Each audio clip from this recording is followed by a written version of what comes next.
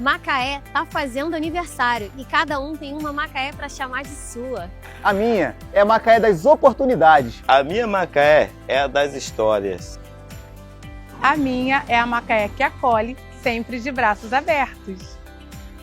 A minha Macaé é da cultura. São 212 anos. Da minha, da sua, da Macaé da gente. Câmara Municipal de Macaé, celebrando nossa história com você.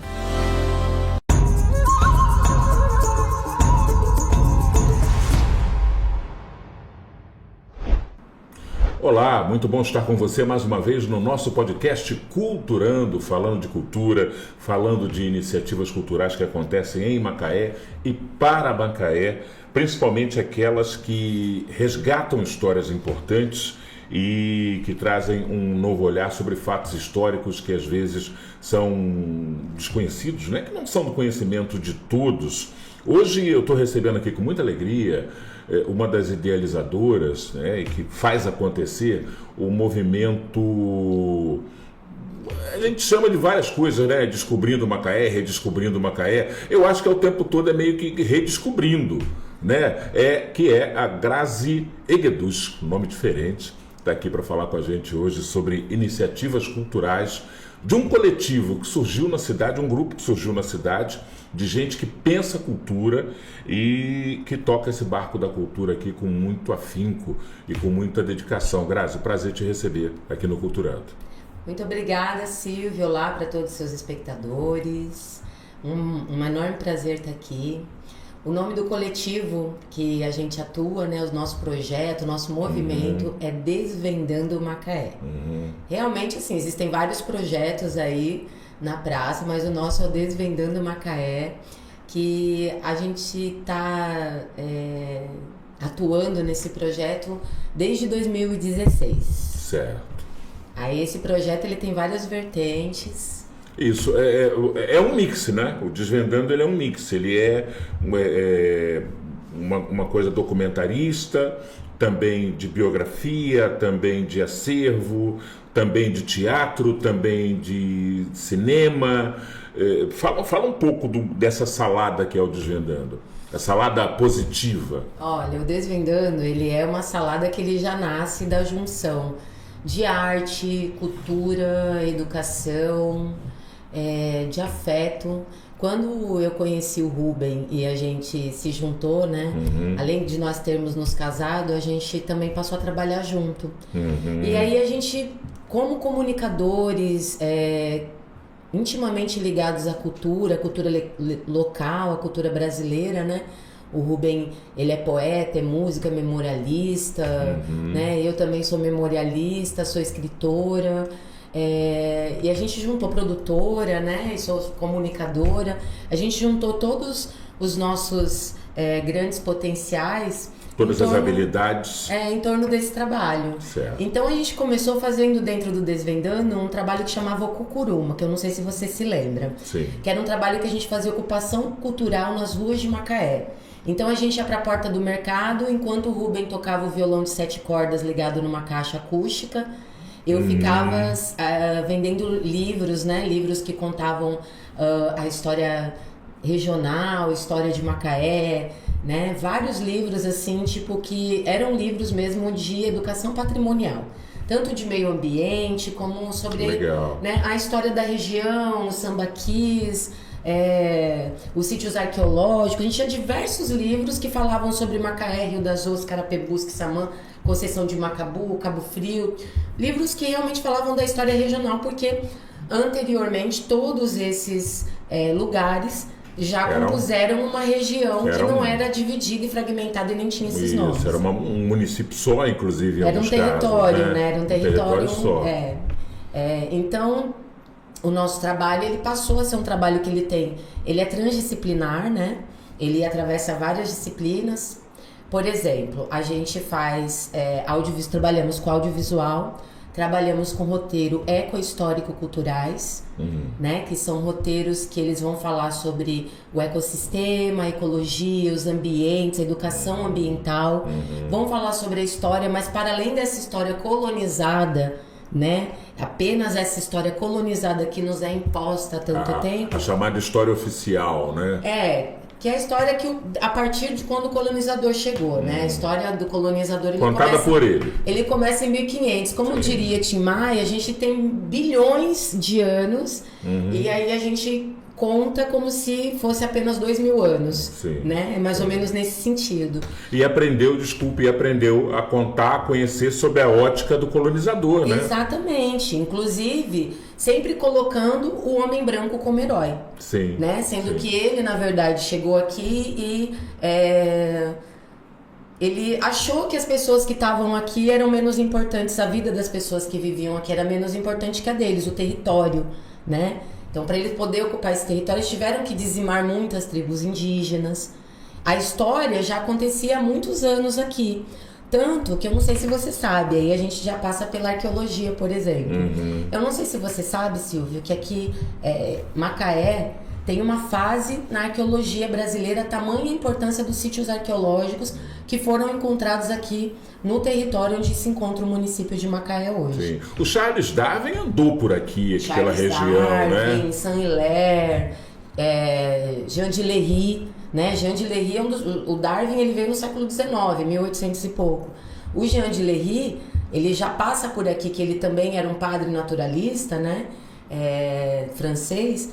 Ele passa por aqui e descreve o rio Macaé, a Pedra do Frade como sendo a esmeralda de Macaé, o arquipélago de Santana como ilhas de Macaé. Então Macaé passa no século XVI, 1570, já passa a constar na literatura internacional.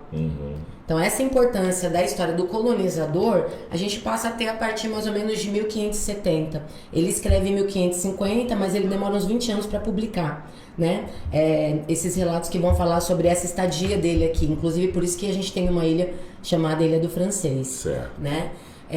E a fase arqueológica, ela vem muito antes. Essa fase arqueológica ela é de, no mínimo, 3.000 anos antes do presente. Ela é antes dos Goitacá estarem presentes no nosso território, que foram os indígenas encontrados pelo europeu, né? Os indígenas encontrados e relatados pelo europeu. Então, a história de Macaé, do Brasil, ela já existe há muito tempo. A gente tem aqui registros, inclusive, que mostram que a nossa ligação com a África é muito ancestral. É muito anterior, inclusive, à existência do próprio ser humano. Nós temos rochas aqui no nosso costão rochoso, como, por exemplo, ali no Hollywood, ali no farol antigo, no farolito, a gente tem rochas ali que são de cerca de 2 milhões de anos atrás, de uma colisão entre o continente americano e o continente africano. Assim como nós também temos rochas que vão contar a história dessa separação desses continentes e da junção novamente. Inclusive as rochas que nós temos de bicudas, Pico do Frade, a base do Peito do Pombo, elas também são resultados dessa colisão, né, do continente americano com o continente africano, que gera a larva sobe ali, se resfria, formando essas rochas que também são de milhões de anos atrás. Então, não tem como a gente só contar a história a partir da chegada de Pedro Álvares Cabral e somente sob a visão de quem sabia escrever, né, no latim. Não dá pra zerar o game dali, né? Não Tem dá. muita coisa pra trás. Inclusive, né? Porque eles deixaram de contar muitas perversidades que eles cometeram, né? Com certeza. E eles quiseram não colocar, contar, inclusive, né? As próprias perversidades que eles cometeram como heroísmo, né? De conquistas e tal. E, na verdade, foram grandes chacinas, né?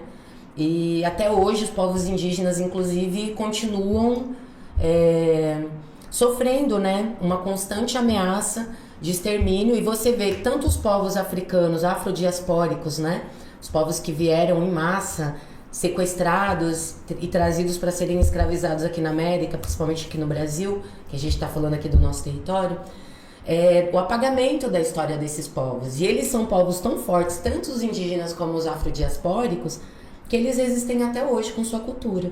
Sua cultura na questão religiosa, né? A sua cultura na questão culinária, sua cultura na questão da memória, né?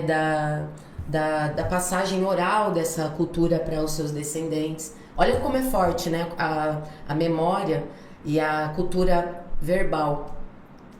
Porque se hoje muitas pessoas brasileiras, né, que nós somos misturados, têm condições de acessar uma religião afrodiaspórica, é porque ela resistiu a muita chibatada. É porque durante muito tempo foi proibido professar a fé afrodiaspórica no nosso território. As pessoas foram sendo batizadas à força, né? Tornadas cristãs na marra. Exatamente. Sem que se respeitasse as suas convicções religiosas e suas crenças ancestrais. Toda essa parte aqui do nosso papo é para falar da questão da arqueologia, do saber arqueológico, que também está no escopo do Desvendando. Mas a coisa avança também em direção a uma, vamos dizer assim, multiplicidade de manifestações que vocês pegam. Por exemplo, eu não tive a oportunidade para falar ainda da comunidade afrodiaspórica que tem uma cultura vastíssima.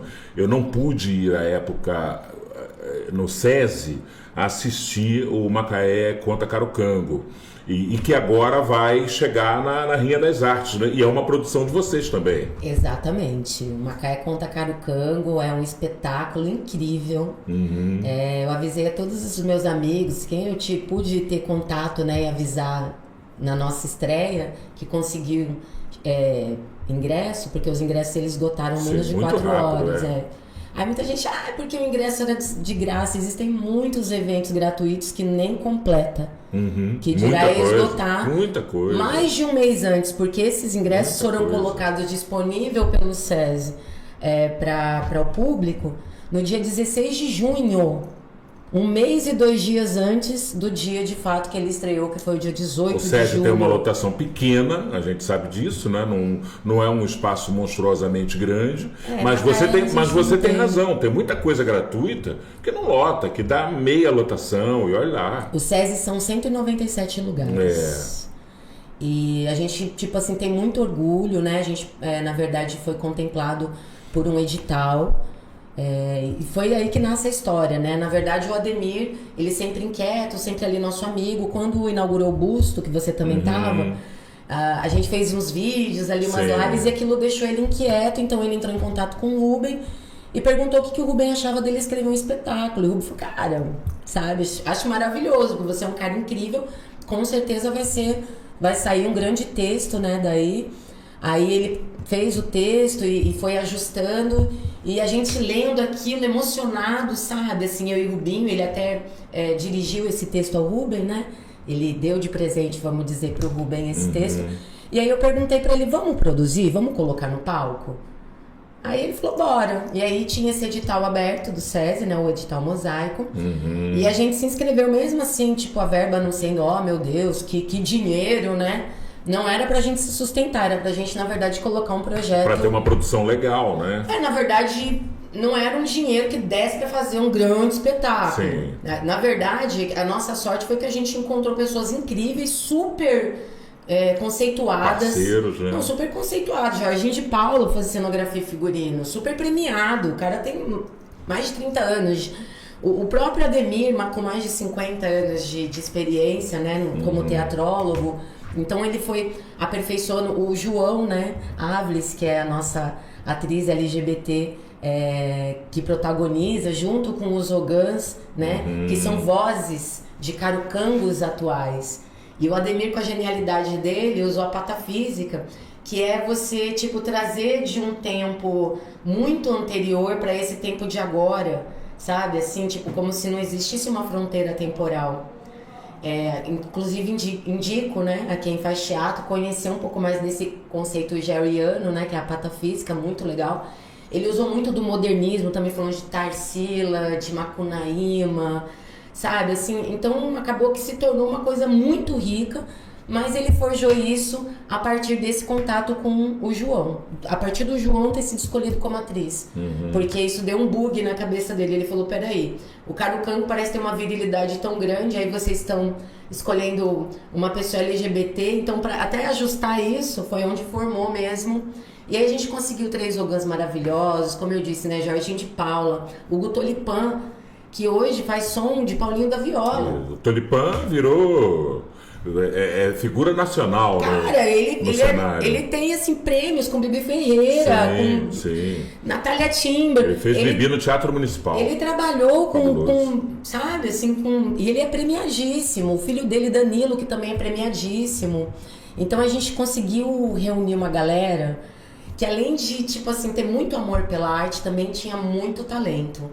Então não tinha como dar errado. E essa galera aceitou fazer por um valor que não era o que realmente eles valiam, né? Pra construir um trabalho juntos. Então todo mundo, assim, tipo, deu as mãos, a gente conseguiu construir. E realmente na estreia a gente viu que o espetáculo ficou incrível. Como foi muito aclamado, a gente decidiu estender uma curta temporada aqui em Macaé, porque a gente está com diversos outros projetos, né? A gente se inscreveu em diversas outras coisas aí que eu não vou dar spoiler agora. Mas que a gente provavelmente vai dar uma rodada legal pelo Brasil. E assim já é. Que legal. E é isso, levando o nome de Macaé.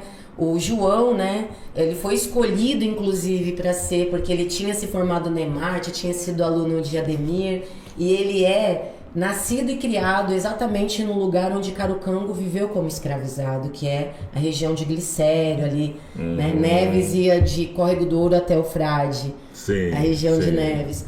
Então, aquela região onde ele mora de Curubichás é exatamente onde acontece. O Carucango foi escravizado ali. Ele foi escravizado e ele aportou em Moçambique. Sim. Então, ninguém nem pode ter certeza, não existe nenhum documento afirmando. Para a história, precisa ter documentos, até alguma coisa que comprove aquilo que você está falando. Então, não existe nenhum documento, até hoje não foi encontrado, nenhum documento afirmando que Carucango realmente era moçambicano. Mas foi em Moçambique que ele entra dentro de um barco sequestrado para vir aportar. E Moçambique era um porto que trazia pessoas de várias regiões. Eu li inclusive em algum lugar que ele chega primeiro no Nordeste brasileiro, né? De que ele não vem diretamente para essa região. Olha, o que Conceição Franco passou, eu não me aprofundei muito porque o Marcelo Abreu ele tá para lançar um livro. Sim. Ele e Conceição são considerados o pai e a mãe de Carucango, porque são os dois maiores historiadores regionais aqui que se debruçaram sobre essa história, encontraram inclusive evidências científicas de que de fato ele existiu, né? Que são escritos tanto em processos jurídicos como em escritos de igreja, né? Aqueles registros paroquiais. Então eles encontraram essas duas evidências históricas, são documentos históricos, de que de fato Antônio Moçambique existiu e de que existiu toda essa questão em volta dele. Só que o Antão de Vasconcelos, que é o neto do militar que juntou uma milícia para invadir o quilombo e exterminar o quilombo, ele conta a versão que o vô dele sempre contou e que foi passando, né, verbalmente ali de vô para filho e nananã. Já nos documentos paroquiais, por exemplo, eles não contam a mesma versão de que Carucango, em seu leito de morte, ele cercado, saca uma arma e atira. Eles contam que, pelo contrário, Carucango teve uma preocupação política de que tinham muitas mulheres e crianças. Então, de que ele fala que ele se entrega caso eles não façam nada com as mulheres e com as crianças. E de que eles querem paz, né? Eles não querem que tenha uma carnificina, porque eles sabiam que mesmo armados eles levariam a pior, né? Então e aí o Antão de Vasconcelos faz esse acordo com ele de paz.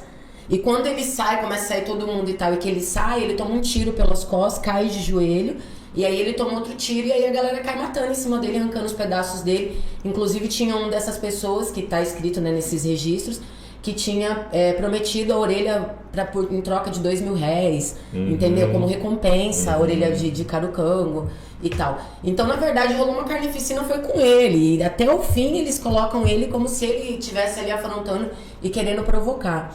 Sendo que foi dito, né, aqui no Brasil, por um escritor negro muito importante do fim do século XIX, começo do século XX, de que quando um negro escravizado mata o seu dono, isso daí pode ser considerado legítima defesa. Entendeu? Então, assim, na verdade, tipo, tudo que as pessoas negras foram privadas, toda a violência que existiu em torno disso, dessa história, na verdade acaba virando meio que uma coisa de lenda e depois vira uma coisa muito romantizada, né? Dessa coisa da batina e tal. Mas quando você vai procurar nos registros históricos, então, assim, é na verdade decolonizar esse olhar. Porque o colonizador, ele sempre vai contar a história dele do jeito dele para ele que ele possa sair como herói dessa história, quando na verdade só de Carucango ter tido a coragem de enfrentar um sistema como esse, fundar um quilombo, defender os seus iguais, lutar bravamente por liberdade, realmente é um papel de herói. E também a coragem, né, a ousadia para a época e a inteligência de criar, mais do que um simples quilombo, uma estrutura social organizada, né, com métodos, com um tipo de convivência harmoniosa, com poder, mas com direitos das pessoas. Isso foi uma coisa, foi vamos dizer assim, um embrião de sociedade muito interessante, né? Quando a gente lê como as coisas eram decididas, como questões eram tratadas, haviam instâncias de decisões, instâncias de julgamento para que ninguém fosse injustiçado nos detalhes mais comuns do dia a dia entre as pessoas. Era um embrião de sociedade de fato. Olha, sinceramente falando, eu vejo assim, quando eu paro para ler, né, e pesquisar bastante sobre essas questões da colonização aqui no Brasil, eu vejo que os indígenas, por exemplo, eram povos pacíficos que moravam em ocas com 600 pessoas. Então não existia roubo, não existia... Ninguém roubava ninguém, era tudo de todos. Não havia eles eram tão necessidade, pacíficos, né, que eles foram exterminados e boa parte deles até acabou se aglomerando ao colonizador, né? Sim. Enfim. Então, assim, eu acredito que essas duas etnias, né, tanto os indígenas como os afrodiaspóricos, eles são, assim, tipo, uma parte boa do que a gente tem da convivência pacífica em coletivo, da resistência. Tanto que se... Bons exemplos. Eu acho que se a comunidade negra no Brasil quisesse vingança, seria bem problemático. Você entende? Com certeza. Então, é sobre isso. Essa questão do Carucango, né? A Conceição Franco e o Marcelo Abreu chegaram a sair no History Channel, né? Por conta dessas evidências, eles comprovando que isso daí era um fato histórico mesmo. Então, assim, é esperar esse livro do Marcelo Abreu sair. Eles são pessoas muito inspiradoras. Inclusive, Marcelo Abreu e Conceição Franco estiveram presentes, porque Conceição Franco, ela conhece João desde pequenininho, ela é vizinha dele, né? Ela conhece os pais de João desde pequenininho.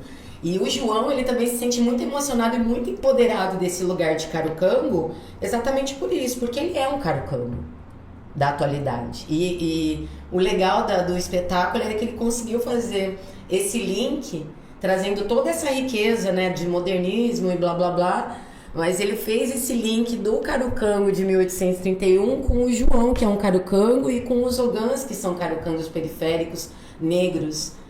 Eu não sei se você sabe, mas a primeira lei que foi feita na Câmara Municipal, segundo Conceição Franco, foi criando o cargo de... como que é o nome do chibatador? Capitão do Mato. Capitão do Mato. A primeira lei depois que a Câmara se institui, em 1814, a primeira lei que é feita é para instituir o cargo de Capitão do Mato. E, assim, como as leis tinham, né, seus subitens, assim como tem hoje, ela também proíbe que qualquer pessoa compre qualquer item de escravizado. Por exemplo, se eu sou uma pessoa livre, aí vem as penas. Eu não sei se você sabe que quando a Câmara foi criada em 1813...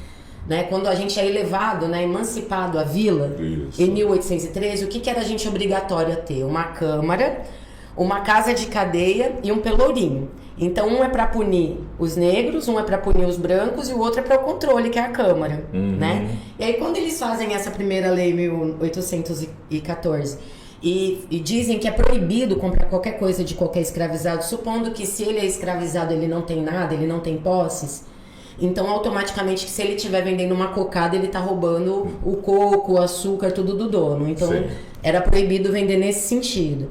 Se você fosse uma pessoa alforriada, a comprar alguma coisa, fosse pego comprando alguma coisa de escravizado, você passava 30 dias na cadeia. Mas se você fosse escravizado comprando coisa de escravizado, você tomava 200 chibatadas em praça pública. Enquanto ao branco, possivelmente não acontecia nada ou quase nada. Não, na verdade, o alforriado era o branco. Provavelmente o branco pobre. Por quê? Porque a elite certamente ela nunca ia ser julgada e punida, real. Exatamente. Né? Inclusive porque era a própria elite que compunha a Câmara, que fazia Perfeito. Todo esse papel. Lógico que tinha o papel do cara que representava a coroa pra estar fazendo justiça, nananã. Mas você percebe que desde a criação da primeira lei já existe uma diferença. Se você for um negro escravizado, você vai tomar 200 chibatadas. E olha, meu irmão, tomar 200 chibatadas. Primeiro eles instituíram quem ia dar a chibatada, né? E depois o castigo. E se você fosse uma pessoa forreada, então você pegava 30 dias de cadeia. E aí, eu inclusive estava falando com um amigo meu ali do Morro do Carvão, né? Um menino que faz Uber, que é meu amigo, que mora ali no Morro do Carvão. E que ele estava falando dessa indignação dele. Eu estava falando como que, desde os primórdios, a gente já foi forjado para ter essa diferença, né? Quando a gente fala que o jovem negro, ele é já sumariamente julgado e condenado pelo próprio policial antes de chegar no juiz, né? O que em São Paulo hoje isso até tá mais evidente, né? Com os policiais de lá que tem matado bastante. Sempre mataram muito, mas tem matado bastante. E fica muito nítido nesses tempos que a gente tem a mídia. Força policial essa, acho que eu sempre pontuo isso, e isso não é coincidência. Força policial essa que tem uma predominância de homens negros e pardos. E o Capitão do Mato era o quê? Ele não era um cara da elite. Não. Pra você ter disposição de você pegar um chicote, meu irmão, e dar 200 chibatadas com muita força num cara amarrado... Não era. Você entendeu? Você tipo, devia... A perversidade tava, né? Envolvida em toda essa história, né?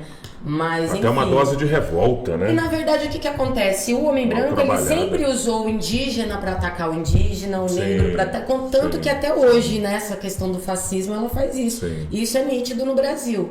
Hoje a gente tem redes sociais, que é o que quer dizer, hoje a mídia é horizontal. Eu produzo para os meus iguais, não precisa ser uma grande produtora produzindo mantendo o controle do que está sendo visto, né? Não tem. Você consegue hoje você consegue chegar. Todo mundo consegue, independente se é pequeno produtor ou grande produtor, então a informação. Você chega para alguém. E hoje a gente consegue, então não é mimimi. É o que eu falo assim, tipo, tem uns alunos, né? Eu também faço. Eu sou tutora no CEDERJ, né? Que é consórcio das universidades públicas do estado do Rio de Janeiro e do ensino superior e tal. E eu costumo muito falar para os alunos, sabe? Eu acho que a gente não pode achar que é mimimi e a gente tem que estar muito atento na nossa sociedade, principalmente nós brancos. Porque os brancos estão cansados de ensinar, eles estão cansados de exigir seus direitos, estão cansados de morrer, né? E aí, porque é mimimi, fica falando, quem é você para estar falando? Eu sou uma pessoa que eu me incomodo demais com isso. E eu enxergo nitidamente que já desde quando isso daqui começou, eles fizeram 2 pesos e 2 medidas, ou 3 pesos e 3 medidas. Essa é uma questão que eu acho que tem que interessar a todos, a quem é atingido de maneira objetiva e direta, e a quem não é atingido, mas é tão sensível que consegue ver que aquilo é injusto. Isso também, porque se você não é vítima do racismo, mas entende que o racismo, a discriminação, te incomoda e te causa uma angústia, então esse problema também é seu. Parabéns por ter essa sensibilidade e você pode ajudar muito, porque essa luta não é só de quem sofre diretamente, mas é também de quem se indigna, né? Quem se indigna também pode dar voz para reverter esse quadro. Ainda sobre Macaé contra Carucango, essa temporada vai de quando a quando na Rinha das Artes? Ela vai de 4 a 6 de setembro. 4? Curtinha? É curtinha, uma curta temporada. 4 e 5, 6 de setembro. Não vai dar pra nada, Graça. Dá sim. A rinha é pequenininha, você tem que botar pelo menos 2 semanas seguidas. Se a gente tiver muita procura, porque assim, a gente, como eu disse, temos outros compromissos, né? Além da gente ter nossa agenda do Macaé contra Carucango, todos envolvidos... Cada um tem suas atividades profissionais. Eu conheço praticamente todo mundo. Eu sei que todo mundo tem seu trabalho, claro. Né? Então, os meninos, eles tocam na noite, os musicais, os ogãs. O João, ele tem outros trabalhos de dança, de arte. O Rubem toca também, dá aula. Ademir é professor. Então todo mundo, assim, na verdade entrou pelo amor, né? O Hugo Tolipan, que tá aí fazendo turnê com o Paulinho da Viola. Gente, me leva junto com vocês. Enfim, tá todo mundo muito ocupado. Então a gente tem que afinar nossas agendas para que a gente possa realmente... Claro. E essa não vai ser a última oportunidade. A gente é de Macaé. A gente espera poder fazer muitas apresentações aqui. Nesse momento, o que a gente consegue fazer é isso. Além das outras coisas que a gente pretende fazer com o Macaé Conta Carucango também, né? Que é colocar realmente Macaé Conta Carucango na pista. Você falou que não quer dar spoiler sobre os outros projetos e eu respeito, mas mesmo assim eu posso perguntar, obviamente, né? Tem projeto que eu acho que é e eu vou perguntar porque eu sinto falta. É uma expressão artística e cultural que eu amo, que eu sou um consumidor compulsivo e eu sinto falta aqui, que é o documentário. Vocês têm ideia de fazer documentários? Muitos. A gente tem a ideia de fazer... É que eu não posso ficar falando, porque senão depois como que a gente vai fazer uma coisa que... Não, lógico. Mas claro. A gente tem, assim, tipo, inclusive documentários inscritos em editais. Sim, bacana. A gente, na verdade, como a gente faz um trabalho multimídia, a gente tem vídeos no YouTube, que são vídeos educativos, gratuitos, fruto de pesquisas sérias, né? A gente procura... É impossível que uma pessoa fale bobagem? Não é impossível, mas a gente procura mitigar essa possibilidade ao máximo. Certo. Então a gente busca muito ter fontes seguras sobre o que a gente está falando, inclusive porque a gente sabe que o nosso conteúdo no YouTube, ele é muito procurado para concurso, ele é muito procurado para suprir a necessidade das escolas de educação patrimonial local, que inclusive a gente também faz um trabalho gratuito desde 2016 para as escolas públicas de Macaé, né? Que a gente leva essas escolas para fazer roteiros pedagógicos. E esse trabalho chama Macaé um museu a céu aberto, né? Que a gente faz um olhar decolonizado. Então a gente leva essas pessoas para ter uma educação turística, entender o que é o turismo, não só como serviçais, mas como seres, cidadãos e possíveis turistas também, né? Não é porque eles são de escola pública, são de periferias, que a gente tem que excluir mais ainda eles. Então o nosso trabalho é mais voltado para essa galera nesse sentido de educação turística e também de educação patrimonial, que é compreender aquele patrimônio, entender quem foi que elegeu aquele patrimônio ali como um busto que vai ficar expresso ali, quem que foi aquela pessoa, o que ela significa, inclusive provocar esses alunos a eles refletirem se esses monumentos que estão expostos hoje em Macaé, se o que hoje a gente tem de monumentos, se isso representa eles. Mas os nossos roteiros, como eu te disse, eles vão além disso. Então a gente também fala sobre a Restinga, sobre a Mata Atlântica, sobre essas rochas milenares que a gente tem. E aí vocês vão até as escolas? A gente, na verdade, sai com as escolas em passeios por Macaé. Certo. Só que não são meros passeios, a gente até evita colocar como passeio.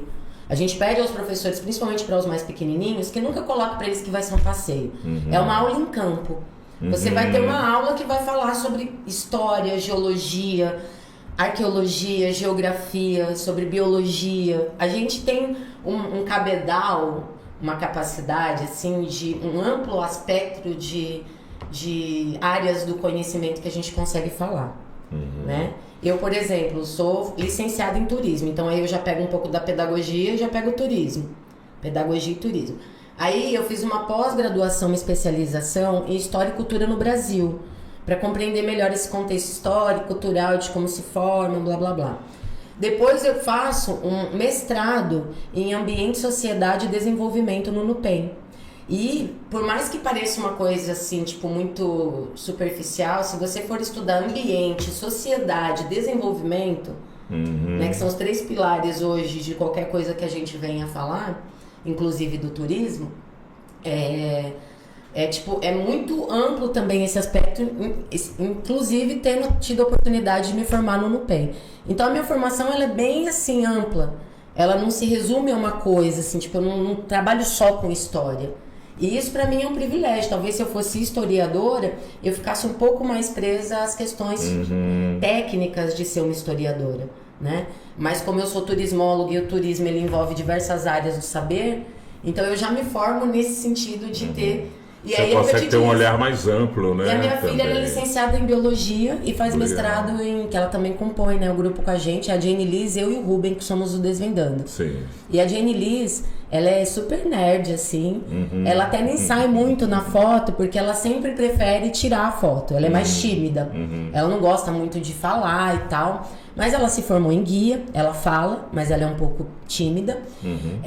Então ela tá sempre acompanhando a gente. E ela que faz todas as questões tecnológicas. Se precisar editar um vídeo, tudo que precisa fazer nesse sentido, assim, desses vídeos que a gente coloca na internet, fazer criação de inteligência artificial, ela é ótima para criar prompt. Então ela é uma menina, assim, super nerd, assim, que a gente, na verdade, usa as habilidades de cada um e todas juntas. Então a gente consegue, quando a gente pega um grupo, seja da comunidade, um turista ou escola, a gente consegue ter um aspecto muito amplo de diversas coisas do que a gente está vendo. Isso é bom, né? Não é só, bom. Por exemplo, subir na igreja de Santana, dali a gente consegue falar de geografia, de história, de geologia, parado ali na igreja de Santana.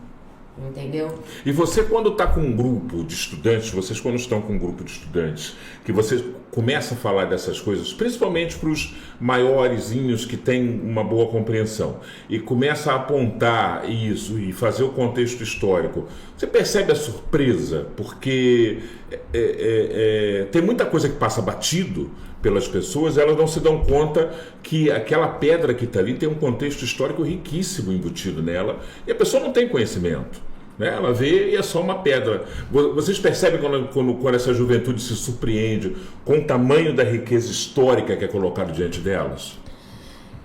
Eu percebo o seguinte, os professores se surpreendem muito, porque a gente também é acompanhado pelos professores. Inclusive, quantas vezes eu na Praça Veríssimo de Melo passei, falava do laguinho, e os professores, eu já atravessei isso aqui 50 mil vezes, nunca percebi que tinha um lago. Então, os adultos, né, no caso, os professores.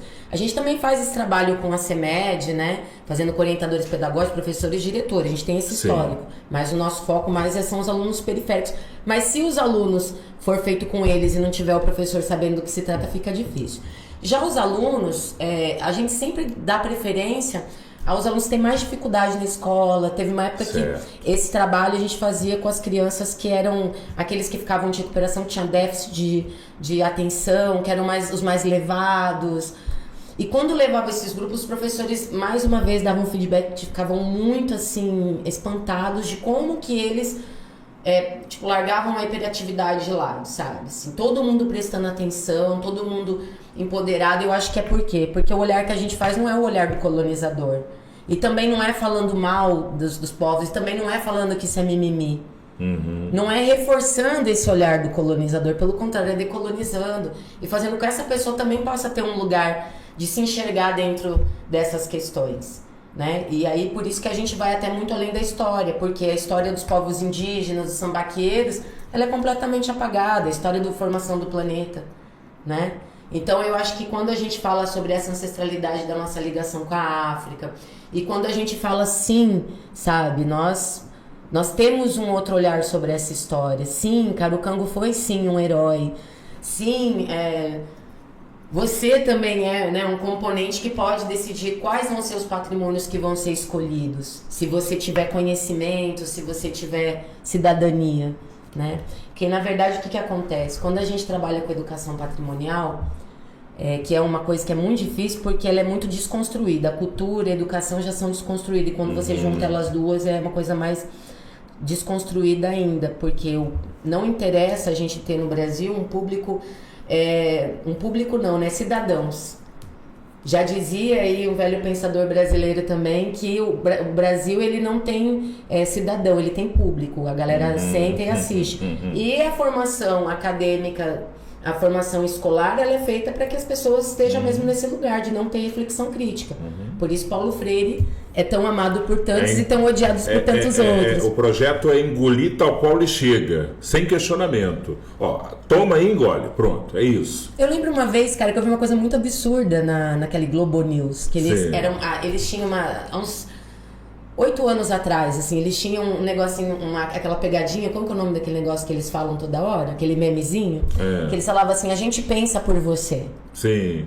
Uma vinhetazinha, como assim? né? É uma vinheta. Como assim? Com o slogan. O slogan. A gente pensa por você, não. Eu não quero que ninguém pense por mim. Claro. E, na verdade, a maior parte da população fica, assim, tipo, tranquila e satisfeita porque tem alguém pensando por eles. Terceiriza, né? Uma reflexão. Entendeu? Né? Exatamente. Então, na verdade, eu percebo que existe uma ânsia muito grande nessas pessoas periféricas de se enxergarem, de serem enxergadas. Inclusive, quando a gente faz esses roteiros, a gente trata também sobre a pichação, sobre o grafite. Por que esses lugares estão vandalizados? Por que isso é considerado vandalismo se lá fora o grafite é considerado uma expressão, é considerado arte. Então a gente não se prende ali numa coisinha básica, entendeu? Não fazemos nada básico. E até já tinha te dito, o Macaé Conta Carucango também não é básico. Não esperem coisas básicas da gente. Tudo que a gente se envolve é para ser coisas que realmente estão ali para ser um algo a mais. Mais do mesmo. Na sequência do Macaé Conta Carucango, o Desvendando Macaé vai trazer o que para a cidade de novo? Qual o próximo projeto? Esse já pode falar ou ainda está no forno? Olha, a gente passa o tempo todo trabalhando. A gente não descansa. 24 horas por dia, 1000 coisas. Os editais como Lei Paulo Gustavo e Lei Aldir Blanc, principalmente, foram fantásticos, né? Foram um up legal, né? Foram, mas ano passado a gente só se inscreveu na Aldir Blanc aqui municipal. Sim. Porque a gente também estava passando por outros processos, a minha sogra estava doente, a gente que cuidava dela. Sim. Então a gente estava muito sobrecarregado, né? Rubem e eu. E Jane Liz também, com essa questão do mestrado dela. Então a gente faz um trabalho realmente muito colaborativo. Não dava para fazer muita coisa. Naquele momento não dava pra gente se propor a fazer coisas grandes. Sim. Infelizmente a minha sogra veio falecer em outubro, né, do ano passado. Não assim que a gente tenha ficado mais livre, até porque a gente também tá passando pelo nosso processo de luto. A minha filha foi atropelada há 3 meses atrás. Tá assim, uma pancada atrás da outra, mas a gente não deixa de trabalhar. Ela tá bem, né? Tá bem. A Grazi, inclusive, 2 meses atrás viria aqui falar com a gente. Não veio por causa desse incidente, né? A gente teve que cancelar, é verdade. Foi assim, a pior coisa da minha vida. Certamente, a minha filha foi atropelada voltando à escola. Então, assim, mesmo assim, a gente não deixou de trabalhar. Mas eu, logicamente, precisei abrir mão. Ainda bem que a gente é um trio muito, assim, parceiro. Muito coeso. Na produção. Por quê? Porque como eu tive que sair, mesmo não tendo falado exatamente o que eu precisava, eles cobriram e a gente conseguiu fazer a nossa estreia. Que a gente estava, naquele momento, trabalhando mais o foco no espetáculo. Sobre coisas novas, a gente, há cerca de 1 mês ou um pouco menos, saímos publicados no Guia de Afro-Roteiros do Ministério do Turismo, que é chancelado pela Unesco. Pô, legal, hein? A gente conseguiu registrar 2 roteiros aqui para o Sudeste e colocando o nome de Macaé, de Conceição de Macabu e de Quissamã em voga, desses roteiros que a gente já faz para lá, para Quissamã, e do roteiro que a gente passou a fazer esse ano para Conceição de Macabu, né, que é o roteiro sobre Carucango e que em algumas versões pode abordar Mota Coqueiro, outras histórias, inclusive sobre Charles Darwin, que ficou hospedado lá em Conceição de Macabu, que fazia parte de Macaé, enfim. Conceição de Macabu, né, os municípios que estão ao nosso redor, que fazem parte da nossa história ancestral, eles têm muito para contar, então não tem como você fazer uma história muito aqui, focada só em Macaé. E a gente, como tem essa amizade, já tem essa articulação com os outros municípios e com pessoas que atuam nesses municípios, fica fácil. Então, para essa semana a gente já vai estar divulgando o roteiro de Quissamã, que faz um tempo já que a gente não faz. Então a gente vai colocar esse roteiro no ar com tudo o que tiver direito. Vai ser um roteiro muito especial, e é o que eu já te disse. Roteiro para Quissamã vai ter 20 roteiros, 20 pessoas fazendo. Agora, roteiro como o nosso, muito difícil. Por quê? Porque a gente não aborda só o tema básico da história. Outra coisa, todos aqueles casarões e fazendas de Quissamã são de familiares e antepassados do Rubinho. Então, quando a gente faz um roteiro para Quissamã, a gente tem um diálogo muito aberto com pessoas que não abrem suas residências para outras pessoas. Então, quando eu falar para vocês que vai ter um roteiro especial, galera, acreditem. E esse roteiro vai estar saindo aí no ar nos próximos dias. A gente só tá fechando os detalhes finais porque a gente quer que seja realmente muito especial. Tá convidado, se quiser ir com a gente, Silvio. E a gente tem 2 roteiros em Quissamã, né? O Desvendando Quissamã mesmo, e esse que é da Rota da Ancestralidade, que a gente dá uma ênfase muito maior a essa questão da escravidão, né? E desses inúmeros seres humanos que foram escravizados e sofreram tanto aqui na nossa região. Que ainda temos lá, inclusive, os remanescentes, o Quilombo da Machadinha com a sua rica história, né? E os seus sucessores que estão lá ainda resistindo com um trabalho cultural muito bacana. Grazi, o Desvendando Macaé está nas redes sociais, não está? Está nas redes sociais. As pessoas podem acompanhar onde? Desvendando, a programação? No YouTube, no TikTok. A gente tem LinkedIn, apesar que eu vou te falar que no X e no LinkedIn faz um tempo, e no Telegram, né? Faz um tempinho que a gente também não consegue dar conta de atualizar tudo ao mesmo tempo, né? É porque são muitas coisas, a gente tá aí providenciando, ter uma pessoa que seja específica mesmo para dar conta dessa parte. Mas é que como são ideias muito intrínsecas da gente, é muito difícil terceirizar isso. Sim. E tem momentos em que a gente realmente fica mais sobrecarregado. Às vezes o espectador, né, o público lá da internet não entende porque a gente passa ali uma semana sem conseguir, às vezes, fazer uma postagem. Mas às vezes é porque a gente tá passando por um problema como esse que eu passei, né? De ter um ente atropelado, hospitalizado. E tem algumas plataformas que você não consegue indexar e fazer uma única publicação que replique em todas, como é possível, por exemplo, com o Facebook, com o Instagram, que você consegue fazer uma única publicação e ela espelhar. Né? Quem dera pudesse você espelhar numa única publicação, mandar para todos os canais. Mas está no Instagram e está no Facebook também, não tá? Tá no Instagram, tá no Facebook. É só procurar o Desvendando Macaé. Inclusive, a gente teve a oportunidade de fazer alguns programas com a Alissa Gomes. Sim. Né? Que da ela InterTV. Da InterTV, né? Do interior aqui no Norte Fluminense. Isso. Ela faz alguns programas sobre turismo. Isso. Então, em 2023, a gente recebeu ela. Em 2024, também recebemos ela. Ela teve lá pelo Sana, andou. Teve pelo Sana, né? No Sana não foi eu que recebi ela. Eu levei ela na Bicuda e em alguns lugares aqui para conhecer umas pessoas nos lugares especiais de Macaé. E também a gente teve um do ano passado que foi na praia, que a gente foi lá para pro Farol, que também são muito legais. Se vocês quiserem procurar, tá na plataforma do Globoplay. Mas a gente, na nossa página do Instagram, tem lá um Linktree que tem inúmeros trabalhos nossos, que a gente também escreve em jornais. Além de tudo, a gente ainda escreve em jornais.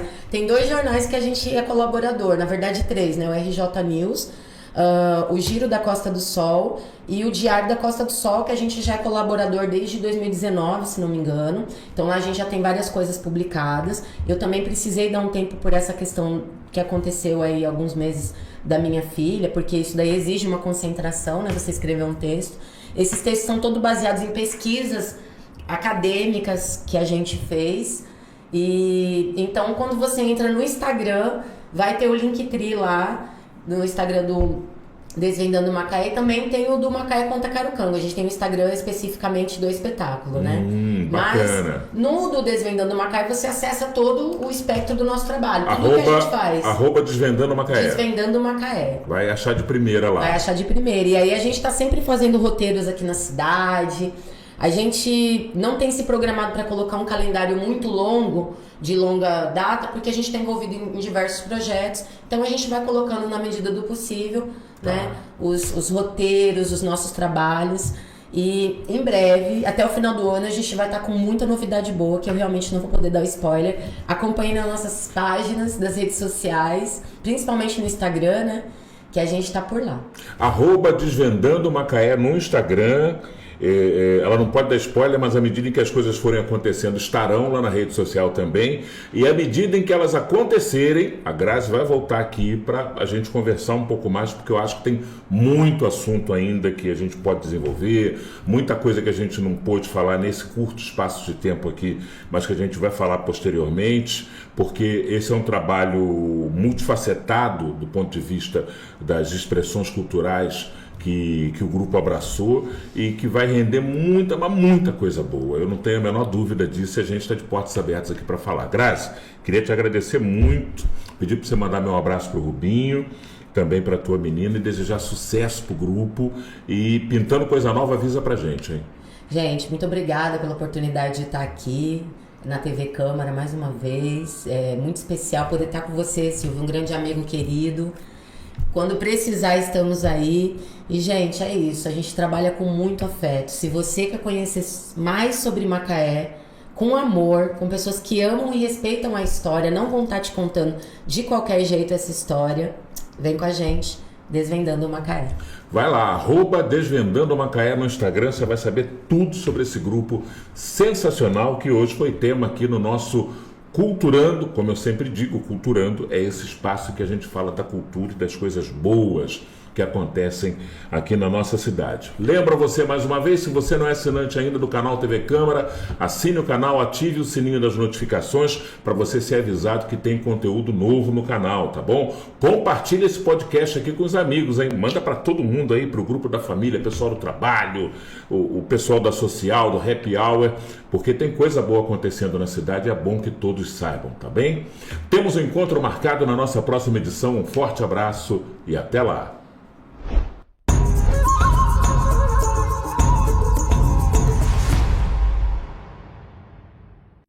Macaé tá fazendo aniversário e cada um tem uma Macaé para chamar de sua. A minha é a Macaé das oportunidades. A minha Macaé é a das histórias. A minha é a Macaé que acolhe, sempre de braços abertos. A minha Macaé é da cultura. São 212 anos. Da minha, da sua, da Macaé da gente. Câmara Municipal de Macaé, celebrando nossa história com você.